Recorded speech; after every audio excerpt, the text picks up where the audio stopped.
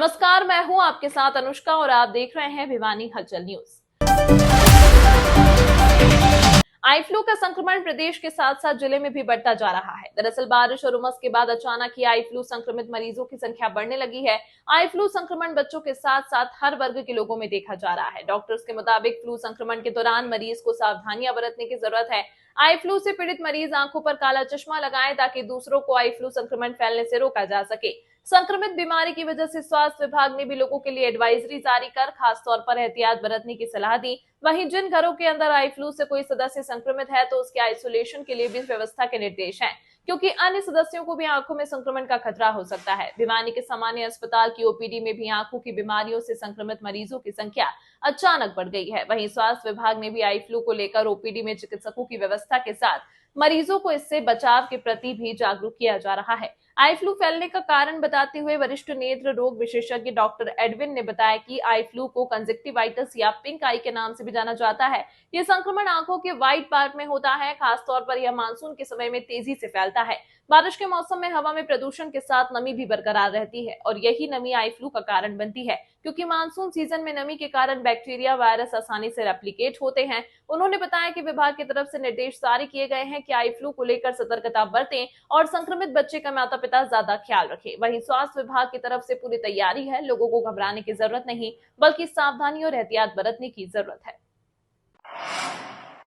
खबरों के प्रायोजक द प्रोफेशनल केटर्स, लाजवाब स्वाद व बेहतरीन सर्विस के लिए द प्रोफेशनल केटर्स, जहां हर व्यंजन एक स्वादिष्ट कहानी बताता है। अभी जो है यूजुअली देखने में आया है कि बरसात के बाद हमारा आई फ्लू के चांसेस बहुत बढ़ जाते हैं, आँखों में इन्फेक्शन हो जाता है हमारा। तो हमारी ओपीडी भी नो डाउट बढ़ी है, ना नहीं कह सकते। हर रोज़ मरीज 15 से 20 तो आ ही रहे हैं आजकल। तो इसमें है क्या कि ये कि जो आई फ्लू है एक बैक्टीरियल इन्फेक्शन है हमारा। इसमें होता क्या है कि मरीज़ की आंखें चिपकती हैं। जब वो सुबह उठता है तो उसकी आंखें बिल्कुल चिपकी हुई मिलती हैं, आंखें लाल हो जाती हैं, हमारी आंखें सूज जाती हैं, हमारी आंखों में अजीब सी एक फॉरेन बॉडी सेंसेशन होती है। इंसान को चैन नहीं पड़ता, पानी गिरता रहता है। बहुत बार तो उसको धूप में जाने में परेशानी का सामना करना पड़ता है। मोस्ट कॉमनली इसमें क्या होता है कि हमारी आंखें चिपकनी शुरू हो जाती हैं और दर्द होता है। जब भी ऐसा कुछ हो तो हमारी जो देसी दवाइयां हैं वो यूज़ ना करें, क्योंकि लोग जाते हैं कहते हैं भी घी डाल लो तो ठीक हो जाती है, कोई कहते हैं इस पर जीभ फिरवा ले तो ठीक हो जाती है। ऐसा कुछ ना करें, हमारे आई सर्जन के पास जाएं और प्रॉपर इलाज लें। और इसमें मेन क्या है कि हमें इसके स्प्रेड को फैलने से बचाने के लिए सावधानियां बरतनी हमारे लिए बहुत ज़रूरी है, जो हर व्यक्ति को पता होना चाहिए। किसी के घर में भी कोई इन्फेक्शन हो जाता है तो हमें क्या क्या सावधानियों को बरतना चाहिए। जब भी किसी को इन्फेक्शन होता है तो नंबर 1, जो इन्फेक्टेड पर्सन है जिसको हो रहा है उसको भी अपने हाथ अच्छे से साबुन से धो के रखें, और जिसने दवाइयाँ डालनी है वो भी अच्छे से हाथ धोए, मिनिमम 20 सेकेंड के लिए हाथ जरूर धोए, और वो भी साबुन के साथ धोए।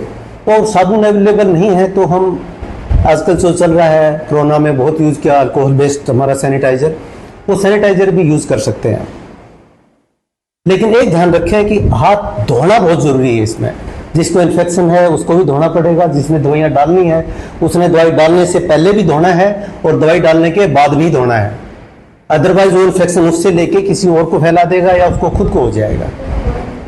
नंबर 1। नंबर 2, उसको कोशिश करनी चाहिए कि कॉमन बेड यूज़ ना करे, कॉमन टॉवल यूज़ ना करे, कॉमन पिल्लो यूज़ ना करे, कॉमन बेडशीट का इस्तेमाल ना करे, और कॉमन रुमाल है वो भी यूज़ ना करे।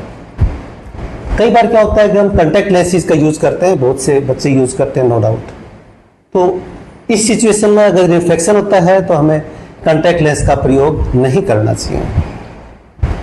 जहाँ तक लोग स्विमिंग पूल में भी नहाते हैं उनको